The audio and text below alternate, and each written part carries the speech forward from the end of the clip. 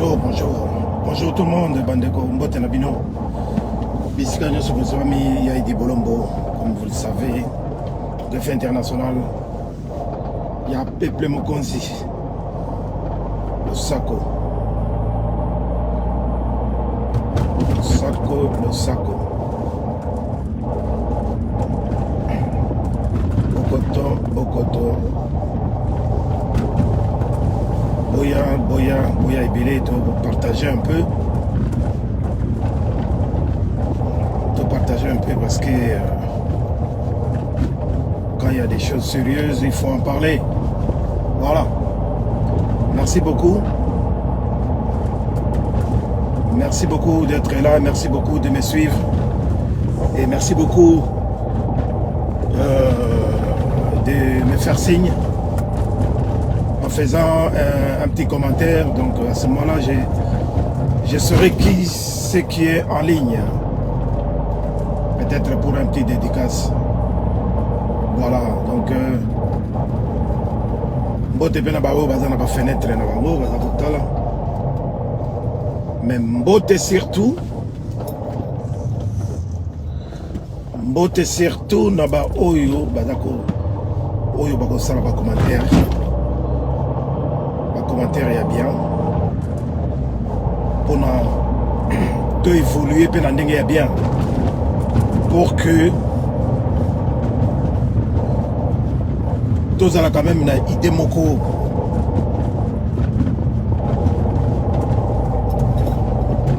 il y a bien idée moko projectionnelle s'il faut dire, s'il faut utiliser le terme. Na makambo ya bitumba onde toza kobunda tongo moi pe butu pour la makambo itali RDC, la République démocratisée du Congo. Oyo biso personnellement to bengaka République des Zaïre, to bien on a kombo ya République des Zaïre. Et ko za bongo pe ko tika la bongo soki tolongi bitumba oyo parce que boyebi bino moko mboka na biso depuis ezala Congo ezala toujours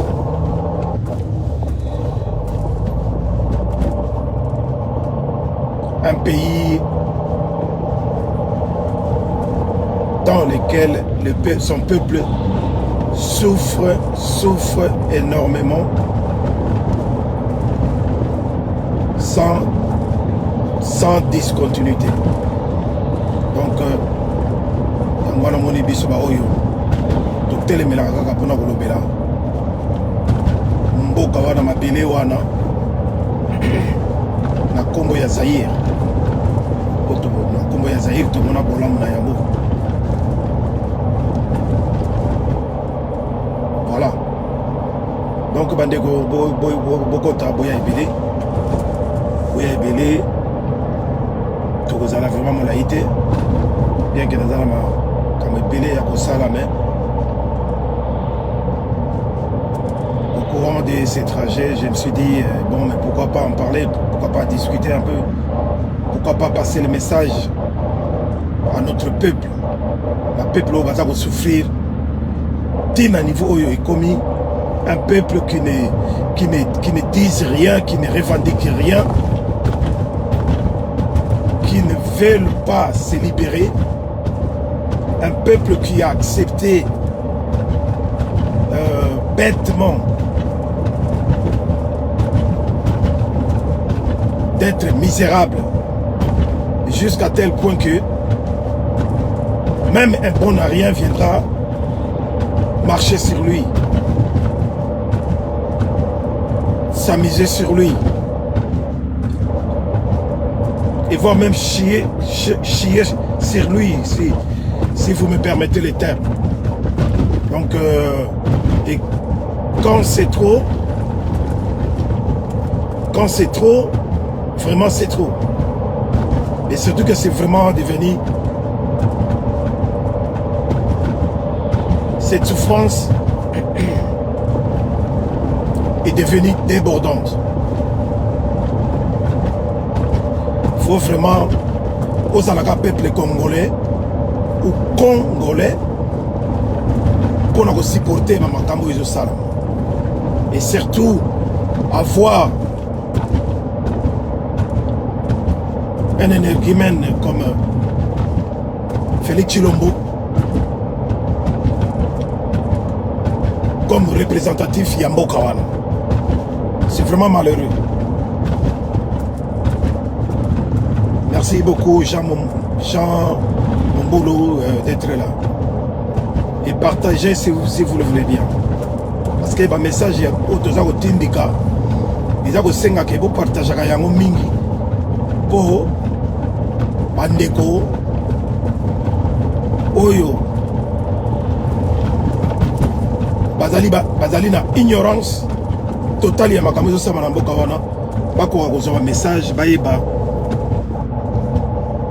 comment ce qu'ils peuvent faire au cas où. Parce que un peuple qui ne revendique rien est voué à rester dans l'esclavage jusqu'à la fin de sa vie. C'est donc malheureux. Voilà. Donc, bandeko na ngai, tozaka kolamisa peuple wana, peuple na biso. Tolingi ke bayeba ke bazali ba humain. Et tous les humains sont pareils. Il y a aucune différence.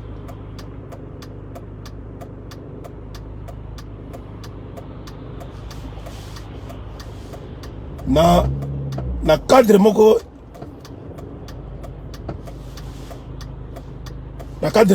humanitaire. Tous habitants sont nenge moko. Il ne faut jamais se sous-estimer. Bon, tout ça au cas moi. Tilele oyo. Peuple n'a pas continuer qu'on dit ma souffrance il y a plus de 20 ans, 25 ans. Et puis bah tout nini on va faire souffrir biso. Que des chétifs. Des chétifs il y a bah rwandais. Des chétifs comme les Kwanganzala, il y a Paul Kagame. Mouto ya kina babote ya mbula.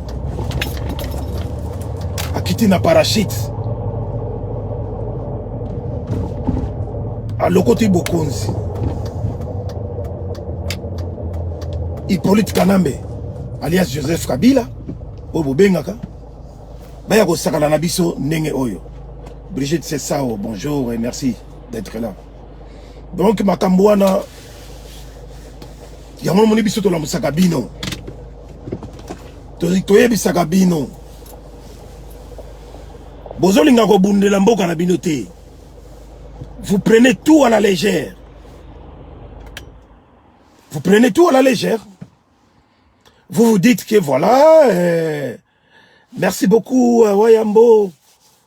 Merci beaucoup, Edi Bolombo. Merci beaucoup, commandant Esso. Babunde Limboka. Continuez. Yako bunde Lamboka. Bozo bunde Lamboka la nenge ya bien. Point barre. Et puis vous vendez. Et vous regardez. Vous contemplez. Bozo beta maboko. Bozo kumisa. Mais vous ne faites rien. Et qui viendra faire ça à votre place si vous ne le faites pas? Personne. Oui. Il y en a qui sont appelés par les bons dieux.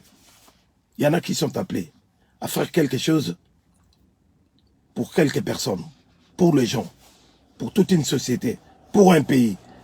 Mais ce qui te l'indique à la logique, nous ne ferons rien pour Namboka Nabiso. Pe batouana bako kimate. Batouana bako kimate. On doit s'élever. Soki bolobika botala kakao yaidi bolombo. Ako sala. Bokechu ema ako sala. Ferdinand Mokambila, Napareko Akosala, un tel Akosala. On ne fera pas grand-chose si l'on ne se met pas ensemble dans le même esprit pour délivrer ce pays-là et pour délivrer ce peuple.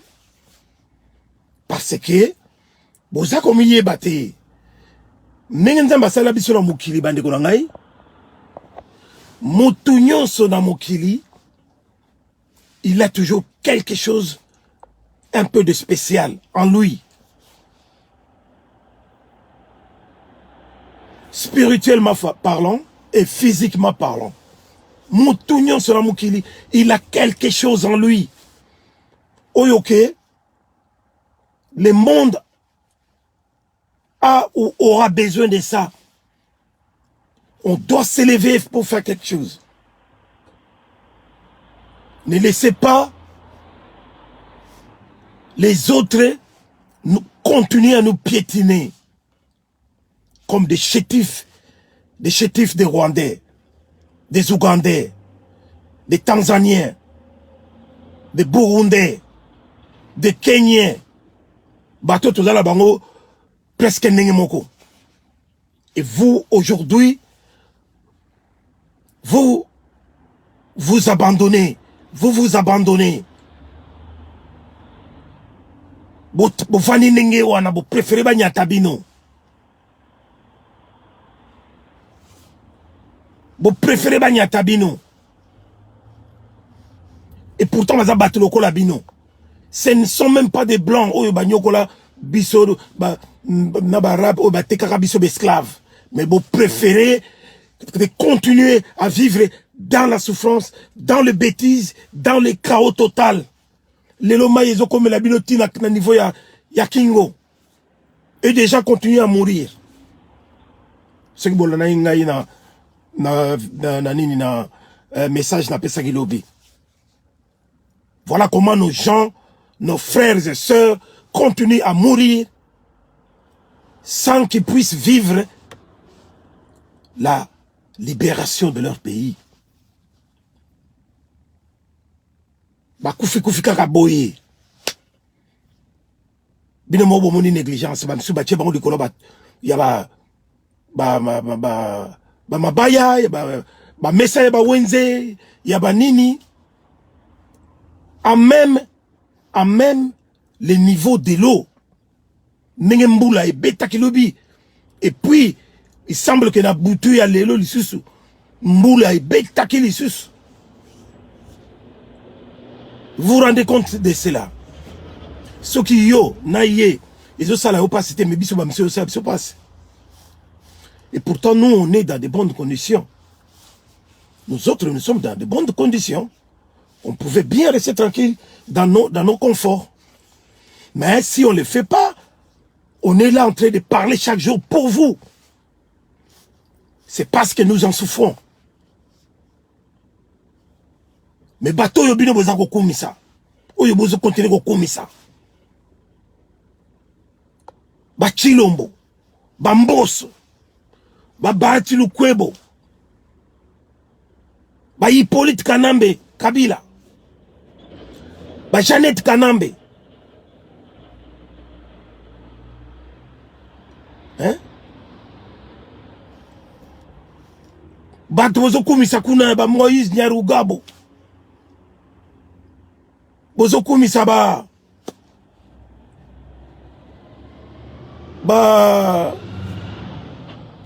Moïse Katumbi, ba Fayoul et consorts. Mais bango bama écoute la banda ko bango ils vivent mieux que vous. Et lorsque biso to zako loba awa bozo benga bozo mona biso bolo na biso to ba aîné, ba rancunier, ba jaloux, qu'on insulte les gens. Moi, personnellement, j'insulte personne. Hein. Mais moi, je qualifie. Tout ce que j'ai dit,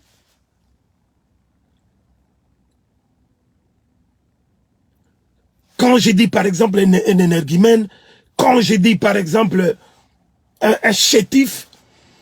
Quand je dis, par exemple, un idiot, ou ce sont des qualificatifs.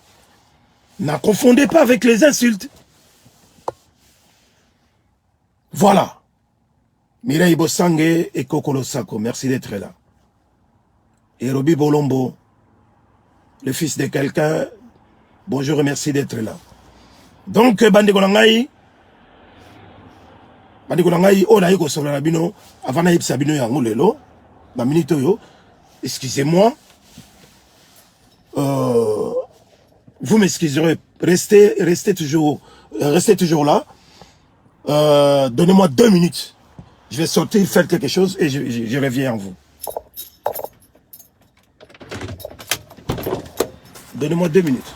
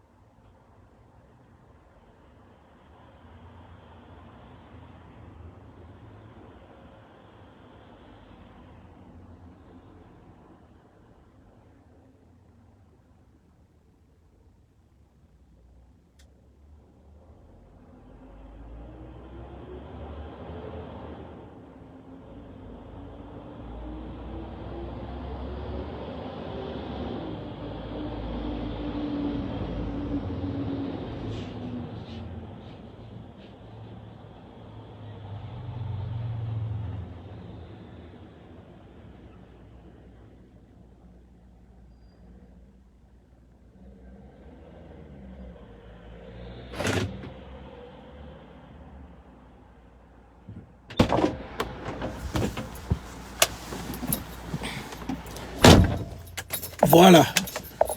Merci beaucoup de m'avoir attendu. Merci beaucoup. Oui, bonjour Mireille Bosangue. Bonjour. Voilà, Bande Kolangai. Donc, on continue les solos.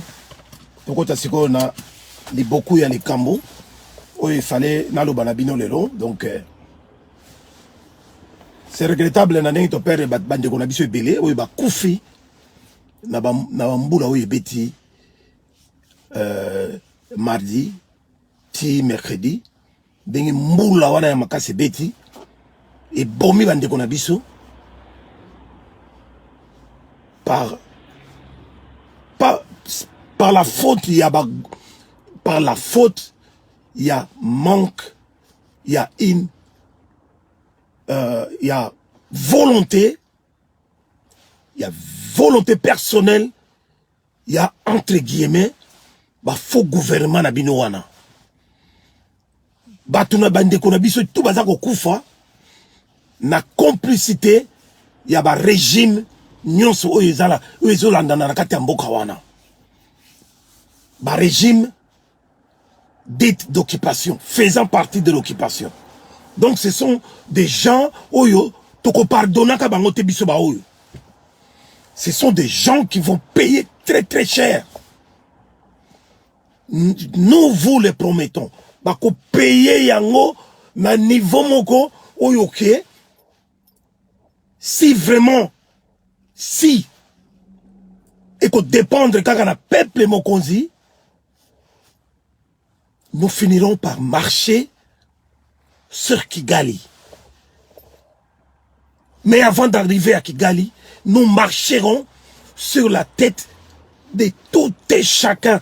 Tout et chacun, oyo, abengami, politicien. Parce que moi, j'ai dit jamais politicien parce qu'on n'en a pas dans notre pays. En ce qui concerne le peuple Mokonzi, je le dis et je le répète, au nom du peuple Mokonzi, nous commencerons par marcher à écraser la tête d'un chacun des tout accompagnateur yaba occupant nakati ya mboka wana à partir de Kinshasa. Kinshasa sera rasé, mais vraiment rasé, na ba tête yaba tu oyo batu quoi bamboso ba bon écoute mettre ba comment monter bamboso en commençant par Félix lui-même. Batouana Bemba, tout ça, Elena Garcia News TV. Le Sako, merci d'être là. Jean qui soit. Bonjour, merci d'être là. Donc, je ne vois pas tout le monde, mais c'est que c'est que je ne verrai pas leur nom passer. Au moins écrire quelque chose. Alors là, je pouvais savoir qui est qui. Voilà, donc, bandeko langai, biso ndenge naza koloba na bino awa, na peuple Mokonzi, on va faire le travail, on fait le travail de tout le monde, on continue à le faire, et on continuera à le faire jusqu'au pays même. Parce que colère de Zaranango, ils ont colère au Saranate. Botala nanu bandeko langai. Donc, très sincère condoléances d'abord à tous ceux qui viennent, qui sont éprouvés, qui ont perdu des gens, des pauvres citoyens, des innocents, qui sont morts pour rien du tout, à cause de l'urbanisme, à cause de la mauvaise foi, la mauvaise volonté. Il y a,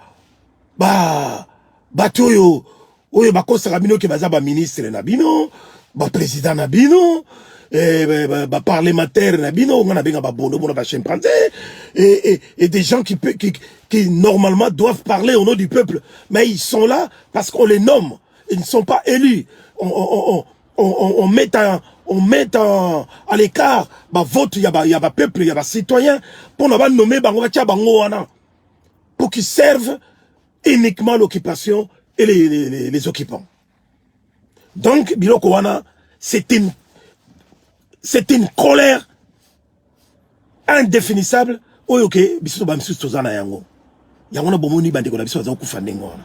Très sincère condoléances aussi na bandeko oyo tozana bango pembeni awa. Très sincère condoléances à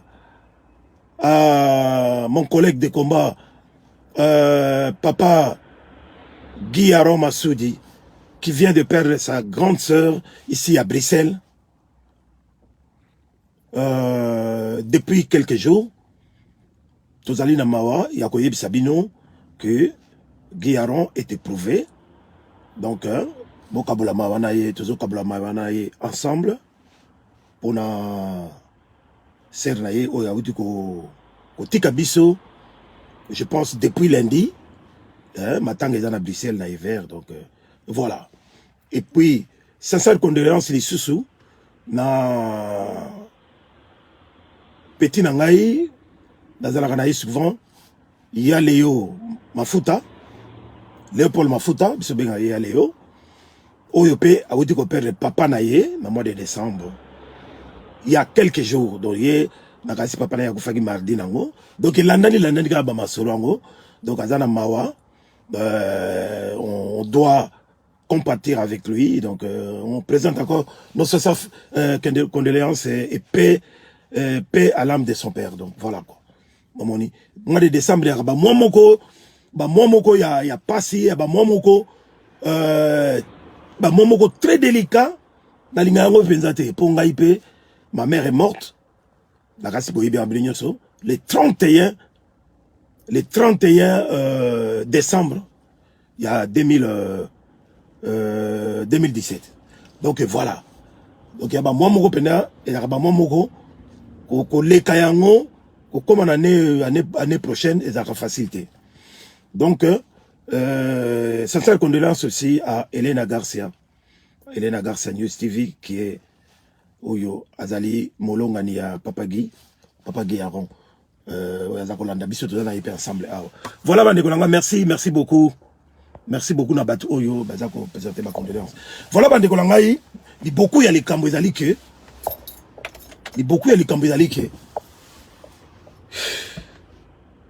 Vous vous rendez compte? Lorsqu'on vous disait, tant que Yves Sakabino, il ne contrôle rien, il ne dirige rien, et il ne gère rien du tout. Hein? Il ne gère rien du tout. Il ne maîtrise rien du tout. Tant que tu es Sakabino, parce que tu es Bakima Solo. Tant que tu es Sakabino, Pessi et pouvoir, sans pouvoir, il y a coupé ça.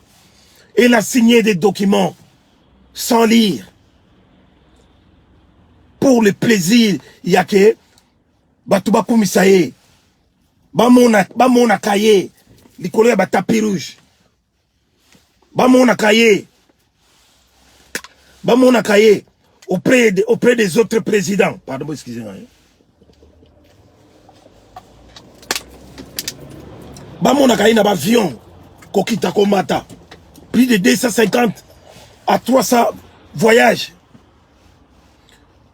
Pour de rien du tout. Toyebi Sakabino.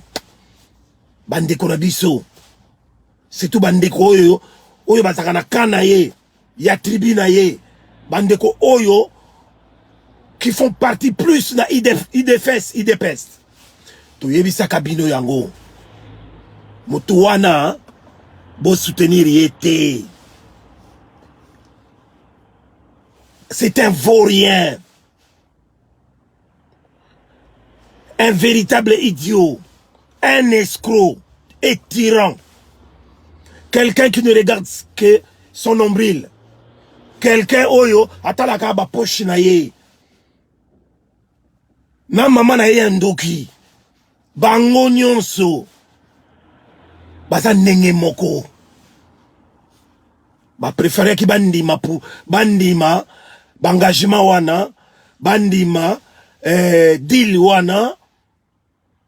Parce que eux s'en foutaient totalement, il y a peuple nabiso. Balobi non, Etienne Tshisekedi Alexa Bangolé, il y a bomana papa wana. Parce que papa wana, bien que escroc aussi, bien que Azalaï peut mouton à l'okuta, mais Azalaï quand même, Azalaï qui mouke na moi nationalisme mogoboy.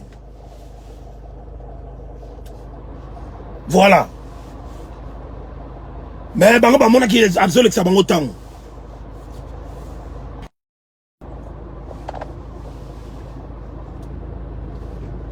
Voilà. Il fallait vite l'exterminer, l'achever pour bango bazo bango bazwi. Yamona bozo mona mboko na biso tilelo oyo. Tozo bunda ne tozo bunda te. Et en plus de cela, vous allez partout entouré, naba infiltré, naba idiot utile au Ghana Bengaka. Oyo bazo continuer ko sale là, ko croire na pouvoir aux ali sans pouvoir aux en place na kati ya Congo. Moyennant ba miette, moyennant tout ça. C'est ça qui fait rallonger notre combat. Sinon tu n'as aussi là na bateau. Ndeto si tosilana na bango. Bandeko na ngai. Botala niveau tokomi. Bazo bon mabiso. Bazo sala biso mabe. Le monde entier le sait.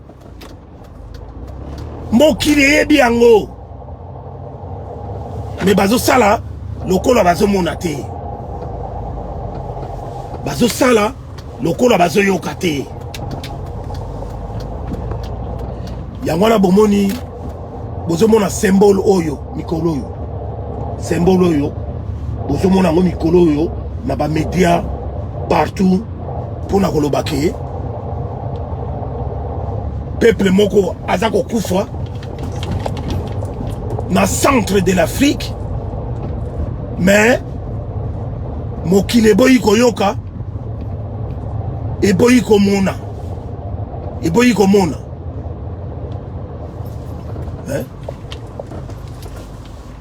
mokili e boyi koyoka pe boyi komona pour des intérêts commerciaux, des intérêts financiers. Baboyi koyoka biso baboyi komona. Balobito to sila. Et en tête de cela, ngala lobananga pour le na bomba kate, ce sont des Américains, des Canadiens, des Français, des Anglais, des Allemands, des Belges, etc., etc. Bango. Merci beaucoup De Gaulle Vumbi depuis Kinshasa. Partagez, en tout cas, partagez énormément vidéo. Dans les belé à Koloba, mais le quoi là là, je vais aller dans l'essentiel. Batoua na la tangi, bamboka na la tangi, balingi bisote. Ce sont tous des démoniaques. Bango tout, bazali, bandoki, bango tout, basali la ka Satan. Pona bango, mokiriza ya bango. Pona bango, sur le plan géostratégique, ils doivent tout récupérer. Je vous dis bien, tout ce qui est richesse, sol et sous-sol, il y a République à démocratiser du Congo, qui est notre République d'Isaïe.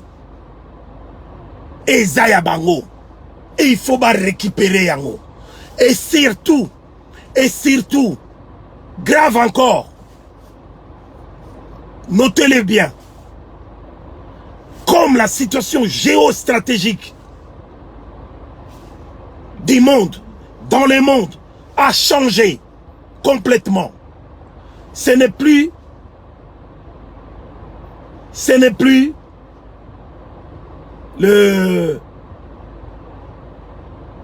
la politique unipolaire.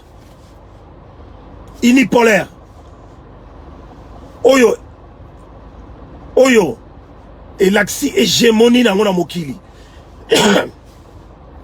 Dominance dans mon mokili. Et là qui est américain. Les Américains soutenus par d'autres occidentaux, notamment l'Union européenne, bango va soutenir, soutenir politique, il y a une polarisation, il y a orientation unique dans le monde pour soutenir puissance américaine, puissance européenne et tout ça. Donc il a fallu continuer ainsi jusqu'à l'heure actuelle. Mais le problème c'est que ce n'est plus pareil. Sikoyo,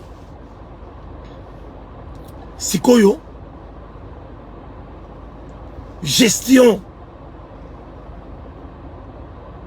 financière, économique, commerciale, Yamokili, pour l'accès à la puissance est comme multipolaire. Multipolarisation et côté Sikoyo. Pourquoi? Parce que Baris peut bini balbi. Non, tu côté kate. Tu côté la bangote. Comment Américain kaka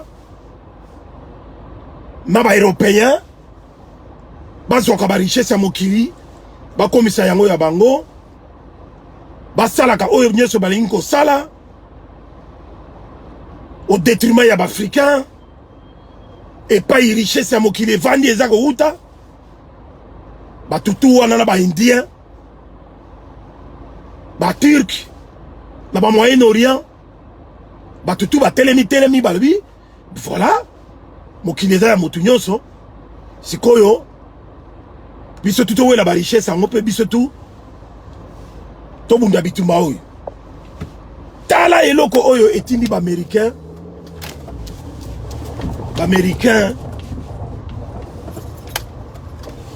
na bandeko na bango baanglais bafrançais Union européenne en général bakota masolo yake soki ba barre risité na machine te na niveau ya Afrique ba mo bazo reconnaître que ils sont en danger. Ils sont en danger parce que déjà dans ba pays nyonso eza ko telema lokola ba Mali, ba Burkina Faso ba Burkina Faso, ba Côte d'Ivoire, ba Nigeria, ba ngutu ba telema mamuke kala, ba Centrafrique, ba mboka wana tu wana, ba Guinée équatoriale, ba tutu baza ko telemela boki ba occidentaux. Pour tout le monde qui trop c'est trop. En fin de compte, ba kolo richesse eza ba africain. Ba kolo richesse na mokili eza ba africain. Eza la peine à Afrique du Nord. Pareil. Parce que vous n'avez pas de pétrole, ba biloko ndingo. Mais la véritable colo richesse ya mokili, le paradis terrestre.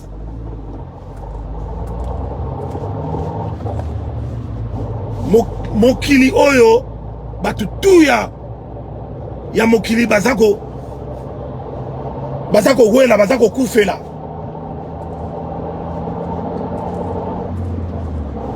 Mboka oyo ezana tout.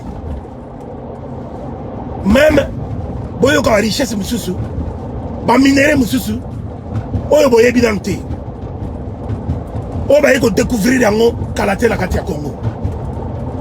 Le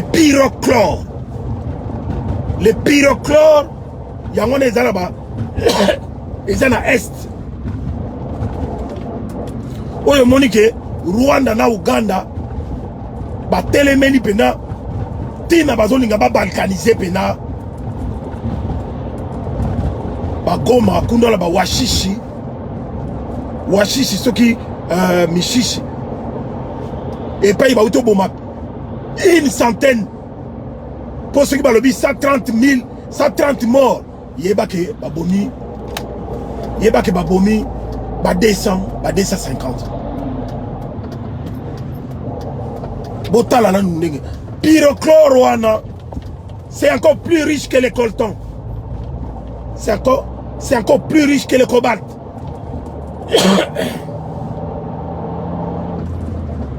Oyo boza komona bato oyo bozoro ba o soi-disant ba président de la République, ba famille présidentielle et voilà bandeko na bango ba gouvernement ba truc oyo baza ko kene ko wela ba carrière minière na bamboka wana po batekaka yango fele. Tala baza ko teka ba carrière wana ba carrière nzu ba teka ngona ba 200 millions, ba 150 millions, ba 300 millions. Et pourtant eza ba carrière minière oyo baza ko évaluer ngona ba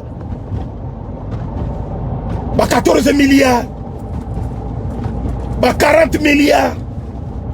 Mais le cola tozana ba fou na mboka wana oyo ba zwa peuple congolais comme des prisonniers na bango à ciel ouvert. Ils sont en train de faire n'importe quoi. Pour nous s'enrichir. Bon mon mboka wapi oyo ba riche bazalaka te. Mais mutu soki azali riche na mboka na biso lelo na Congo, c'est que aza muyibi. C'est que aza koyiba mbongo ya ba Congolais. Baza ko bibenga ma. Ba riche. Baza ko bibenga ba riche. Or que riche aza mutoyo na mutoki na ye aluki pe azo salisa bandeko na ye. Bato wana nyonso baza koyiba na Congo botikala koyoka bango te ba compter bango parmi les plus riches du monde.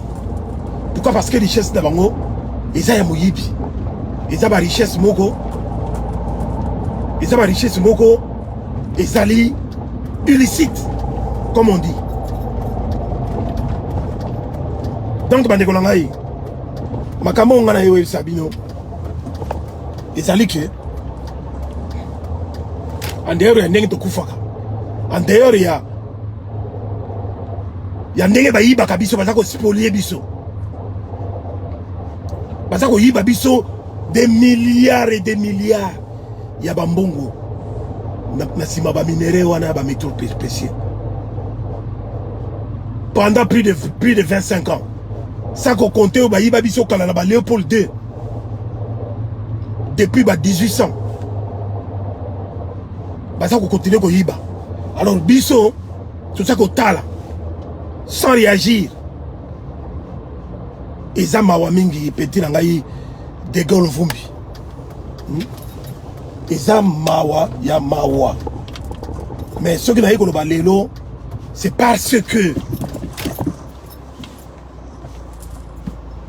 eza likambo ya soni pe mawa.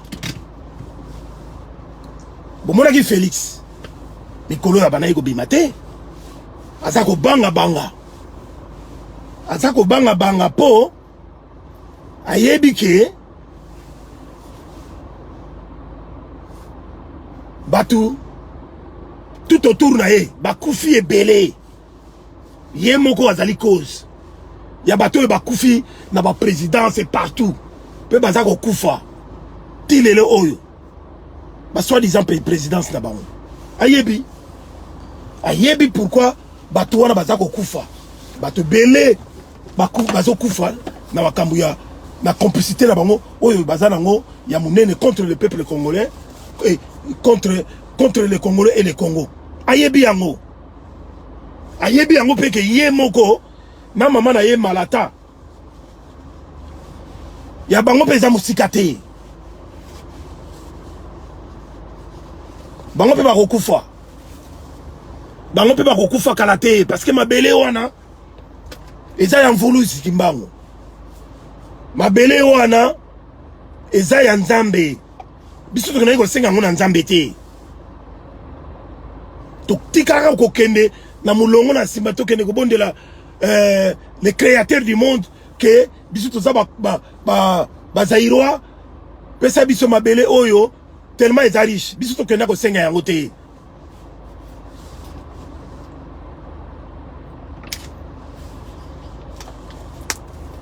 Nzambe yemoko ayebi pourquoi achaki biso na mabele wana oyo mokili mobima bakomi kobenga yango terre promise. Mais kala babombaka yango babana ikoloba te bakanisaki biso toza ba ignorant. Mais sikoyo bango mo baza kobimisa yango polele baya kotiela biso batutsi ba Rwandais oyo bauta na ba Eritrea na ba Somalie partout baya kotiela biso liboke pembeni na biso Rwanda Urundi po ba surveiller ka ba mouvement na biso ba infiltrer biso po lelo baya koloba ke terre promise na bango baza ba Israélien ba descendant ya Israël bango terre promise na bango ne mabele na biso baya ko bomba biso ninga baza ko bomba biso baza ko achever biso tout le temps pour récupérer ma belle. Yangoun makambo bazako bomba bako sala. Ba richesse bazako découvrir wana butumoyi. Ba mindele ba yeba yango depuis kala. Donc on a plein ya ba mindele. Ils doivent récupérer la République démocratisée du Congo. Mais comme ce sont des blancs et que nous on est des noirs. Donc on a balinga iko laksate que Mutumundu azali créature d'origine dans le monde.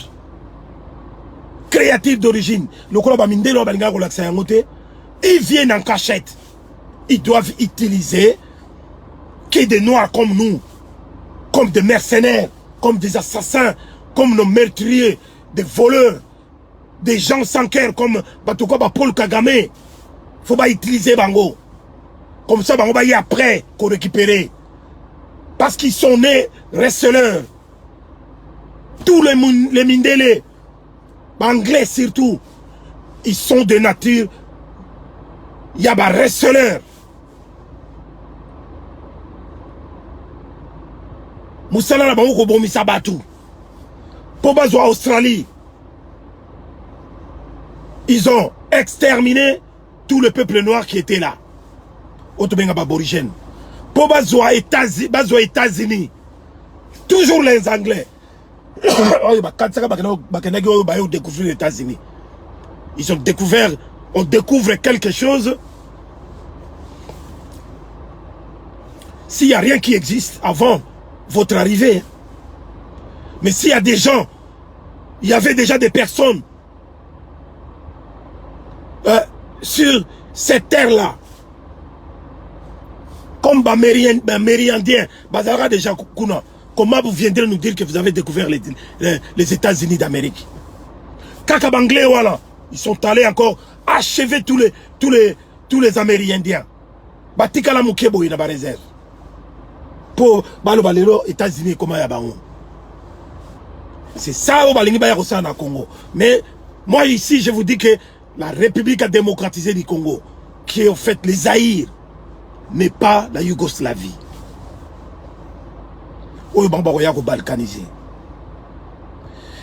La République démocratisée du Congo, qui est réellement les Zaïre, mais pas à balkaniser, comme ils ont balkanisé ou séparé les Soudans. Boko Kima, Nenge Bokima qui na Afghanistan,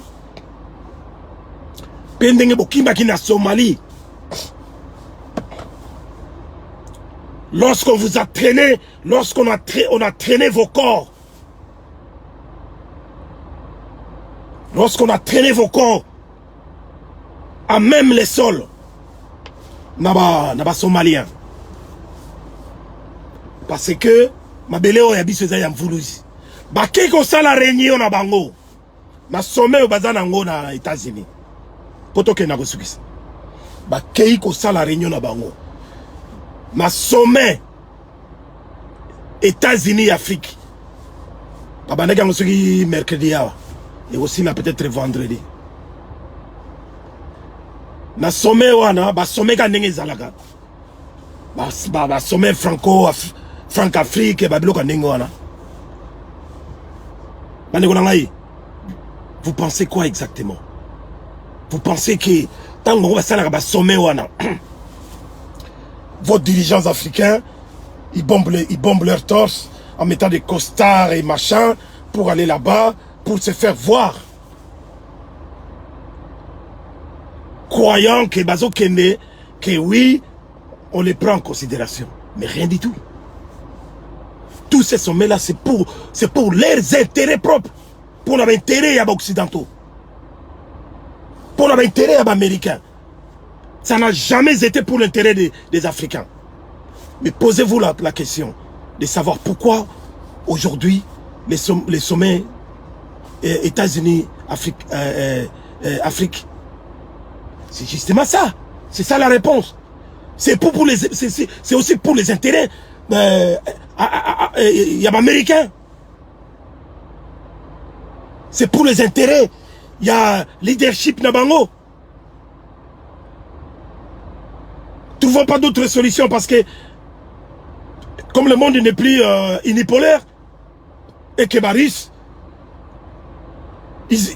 Russes essayent de gagner certains pays en Afrique et que les Africains ont compris que maintenant il faudra à tout prix aussi demander aux Russes, aux Chinois ou aux Indiens pour avoir quelque chose, pour avoir un issue de sortie. Donc, les Américains, ils ont compris cela. Hein.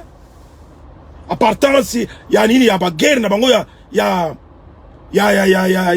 Ukraine. Ils sont menacés économiquement. Il y a des dépenses en Ukraine. À coup de milliards. Vous pensez qu'ils doivent récupérer ça où? Mais en Afrique, et précisément en RDC, au Congo. Et il faut pas récupérer en Congo. Parce que c'est toute la matière. Ou les matières premières riches. Et ils ont pas l'abisso, les Congolais. C'est comme on dit, qui aura ou qui a les contrôles du Congo aura les contrôles du monde. Hein? Sommet Oana. Yona ngaito tunana. Boyebi que Félix a kimi na eba voyage mususu po azaya ko banga mais a kei kuna parce qu'il a eu des assurances. Et puis le colayer. Non, si je dis qu'il a eu des assurances, ça sera vous tromper. Je retire ça. Félix Tshilolo étant quelqu'un, il y a tribu wana, il y a pas orgueil. Et il a toujours souhaité être vu par-dessus le marché à côté du président américain. Joe Biden ou bien Oyazalaki Liboso, Trump. Et c'était pour lui l'occasion de sauter premier. Et maintenant, moi je me demande s'il avait eu l'invitation. Parce que, à notre connaissance, les véritables, les véritables, entre guillemets, présidents de la République a démocratisé du Congo. Pour ne pas dire les Congo avec K. C'est Paul Kagame. Hein? Et son gouverneur, c'est Hippolyte Kanambe, alias Kabila. Félix Tshilolo. Il a quel rôle? Son rôle, c'est de faire la figuration, point barre. C'est juste de faire le matu-vu. Mais rien d'autre. Pour tromper le peuple congolais. Il est là juste pour la mythomanie. Juste pour tromper le peuple. Pour le peuple va croire na ye. Mais bato azo sala makambo bato mususu. Bato ngana tangi wana. Boyebi ke nenga kena sommet wana. Oui. Bomoni na photo na Joe Biden, oui. Mais la réunion au salami. Réunion au salami lobby. Ou les lots, je ne sais pas. Mais réunion au Digo Salama. Réunion, une réunion de haut niveau. Une réunion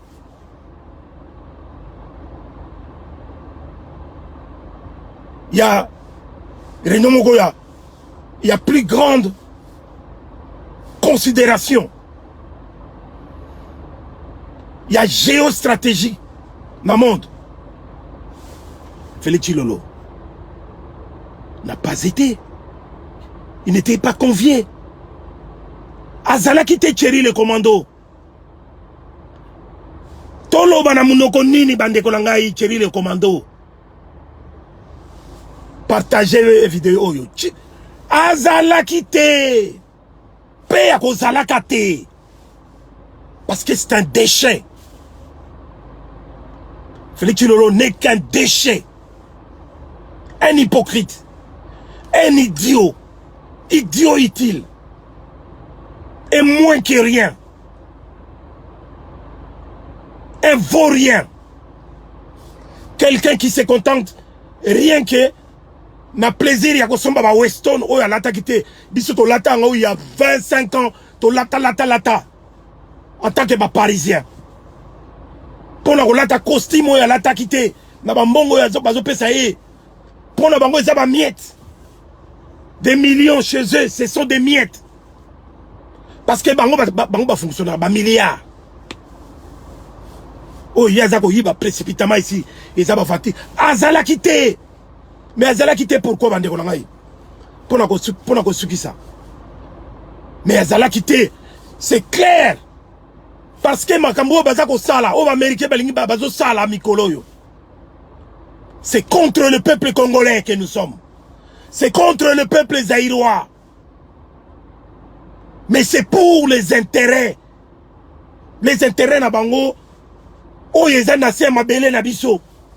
Non, ils ont likolo à Mabélé Nabiso. Il faut que pyrochlore wana.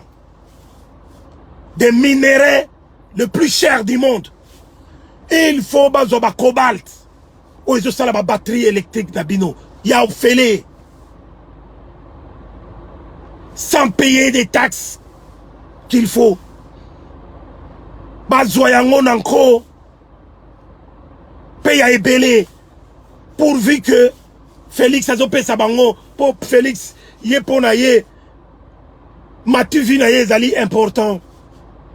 Il faut assez pelana mokili pour ebika okufana lobby atambola partout bayamba ye bamona monaye il s'en fout du reste.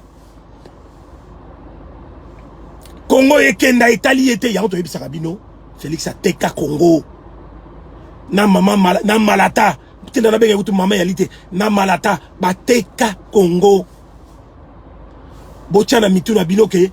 Nenge bozo dindawana na Kinshasa. Parce que vous êtes des Ponangaï.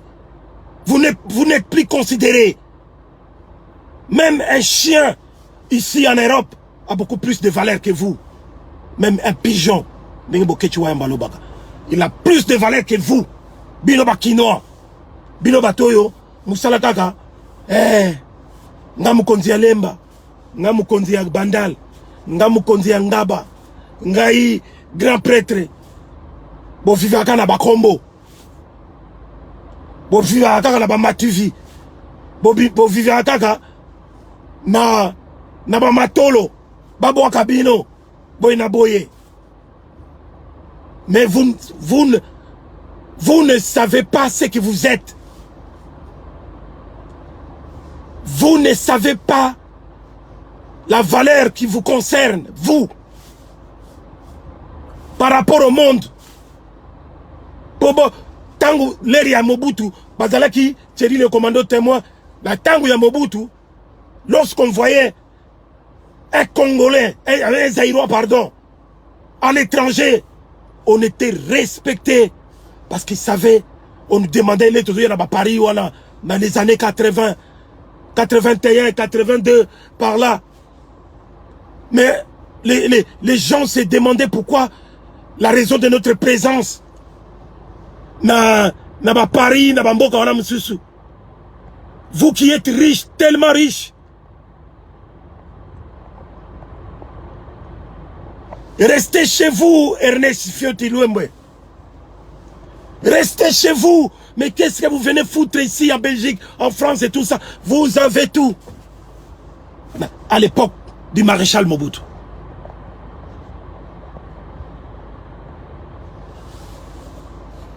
Benaloko fait le sac. Ernest c'est pas ça. Maman Nangaï. Kingakati le sac est belé. Qu'est-ce que vous venez foutre ici? Parce qu'ils savaient qu'est-ce que un Congolais représentait dans le monde. que le monde entier, tout le monde entier, vit aux dépens de la République qui est à démocratiser du Congo, du point de vue économique, stratégique, voire même spirituel. Mais tala lelo oyo, chilolo yewana, nakata réunion na zate. Pourquoi? Parce que batouana, bazako solo la masolo la bango ya développement ya mokili. Ya ndenge nini bako contraindre baris, ya ndenge nini bako mettre en déroute baris, au bateau bazao chabango panzi likolo. Pourquoi? Parce que ils doivent garder le contrôle de la République à démocratiser du Congo. Du point de vue militaire, du point de vue économique, du point de vue stratégie spatiale, makambe belé. Donc, il faut bazala toujours na contrôle na biso. Pour ba monique, peuple a telemi, biso ba oyo, to telemi. Donc le fait que to telema ndenge wana, et ça ko chauffer bango mitou, yango na bandeko langa, il faut nous devons continuer à le faire. Totika ba gauche droite, ba zizani, ba tout ça ba critique, ba biloko to za ko sala, et ça na tina mon côté. Je tenais à vous le dire aujourd'hui. Je tenais à vous le faire savoir. La Facebook, parce que la Facebook, donc vous êtes obligés, je vous le demande, je vous le conjure, de partager ces directs partout, dans toutes vos chaînes. Il y a des Congolais pour messager les cas. Mais je préfère beau partager en gros. Il y a Ebélé. Félix est allé là-bas aux États-Unis, pas pour les Congolais, pas pour nous. Il est allé faire le matu-vu. La preuve, na réunion ya zate. Mais vous remonez ma photo, na ba mikonzo na mususu. Mais, batu ba roza la ba réunion yo, vous remonez ba Paul Kagame, ba batu ndenge wana bango batu bazala kati. Pour Paul Kagame, azako yebisa bango, ndenge nini ba ko sala, côté nini, ata azako yebisa bango tebe, aza mutu nango batinda ka ke bon, lelo ke no boma, kene ko boma na kiwanja, lelo kene ko boma na Masisi, lelo kene ko tia batu na yo baboma na Uruchuru, parce que mabele village wana toyoki boye, faut to récupérer yango. Tina obo mona ka Paul Kagame na ba réunion minene ba G7, G20 et tout ça na ba nini. Ba réunion oyo ke un Africain ko to ko zalate, mais Paul Kagame azalaka. Paul Kagame, son pouvoir se repose sur les richesses minérales de la République à démocratiser du Congo. Il y a Zaïre. Partout. Il faut aussi lire ma solo wana. Il faut aussi lire ma solo wana. Ba démocrate, ba socio-démocrate, ba zabe ennemi ya biso ya kosakana te. Ba ennemi na biso ya kosakana te na mokili. Ba socio-démocrate. Bango nde batu, ba Bill Clinton, bango batu, ba pareil ya ba makambo oyo. Ba tikeli yango yeti ba Joe Biden, batu kili oyo baza ko manipuler mokili. Ba satanique. Oyo ba kotisa homosexualité, oyo ba kotisa nini satanisme, oyo ba kotisa pédophilie, bango pe bazali ko s'imposer nako bazo distraire mokili pour bango va avancer dans le progrès la bango scientifique. Toutes les technologies, toutes les grandes révolutions technologiques du monde, ça ne se fait pas sans les minéraux, sans les métaux précieux. Il y a la République à démocratiser du Congo. Faut que mon importance na bino. Nenge nini Mukolo, nenge France Fano loba. Les Zaïre est comme une gâchette dans un revolver qui est qui est à la forme de l'Afrique. France Fanon Soka le Bakiango à Yebitina. Donc développement et Afrique. Les maréchal Mobutu les savaient. Développement et Afrique. C'est cette gâchette-là qui s'appelle les Zaïre. Mboka Nabiso. République. Congo avec K. Banan voulu Biso Baoui. Photo Bundela Yango. Botika ko distraire Biso. Naba discours Nabino. Naba bêtise Nabino. Oh ya Sali Boye. Oh ya Fingi Boye. Oh ba baby si combat. Oh to Sali Boye. Oh Makamuki. Nous autres, nous sommes en train de garder notre cap. Direction, chasser les occupants. En commençant par Félix Tshilolo. Un énergumène qui n'a rien dans le cerveau. Qui n'a que des chiffons. Un véritable chiffonnier. Oyazok Tekamboka. Yenenga Kekuna. Bango Kuna Bawi Paul Galabazo. Ah, Yebo qui pète. Tous c'est moi. Botu na oyo bolingi na Congo. Na oyo bisaye. A usala ngomba. Un larbin. Hein? Qui zengi kutu bien.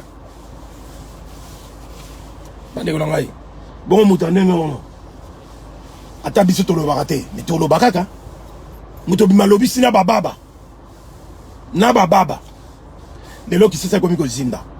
Moula et Betty. Nous vous avons prévenu les gars. Bolingi ko bundate. Mais la nature va se battre pour vous. Mais cette nature-là a commencé à se battre pour vous. Mais il faut jamais pleurer. Hein. Donc, présenter Binoka ma condoléance. Mais la nature, quand il arrive pour faire quelque chose, bon, moi, je suis dans les États-Unis. Je suis dans les États-Unis. Parce que yebi ma bé américain. Bakambo va sala kana mokili. Bon, moi, je suis bé en tant que yaka na Europe, tant que yaka partout dans Bamboka, Bindele, et yaka na ndenge ma bé, mais bango le quoi baza bien équipé, ya munu babunda na. Parce que ce baza kanet en Afrique ne basila. Mais si koyo, nature wala ibane ko frapper. Et qu'on frappe bino na Kinshasa. Tozo quand on a ba province na mete mingite mais na Kinshasa wana vous allez fuir. Parce que bolingo bundate bolingo télématé. Bozo sabisi le quoi ba tamaboma. Mais ça fait un bon moment qu'on vous le disait. On vous le faisait savoir depuis un moment. Voilà donc Bandeko Langai. L'essentiel que j'aurais voulu vous dire aujourd'hui c'est ça. Nagaka yeb sabino. Boyeba. Keba américain, hein? Sommet wana, ils apprennent bango. Baché 54 milliards de dollars. Il y a investissement.